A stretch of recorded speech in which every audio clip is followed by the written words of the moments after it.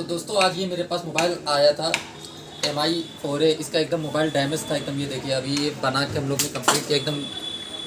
इसमें battery problem थी और इसका फोल्डर ख़राब था, तो इसको चेंज किया है। तो बताओ इसमें क्या प्रॉब्लम थी? बैटरी और फोल्डर। कितने दिन से परेशान थे? करीब 1 महीने से परेशान थे। ये देखिए 1 महीने से भाई परेशान थे। तो इनका अभी हम लोग ने फोल्डर और ये चेंज किया। तो अभी इसकी वीडियो हम आपको दिखाते हैं, इसको मैंने कैसे बनाया है। पूरा इसका बैटरी ओरिजिनल लगाया है, इसका फोल्डर पूरा ओरिजिनल लगाया है।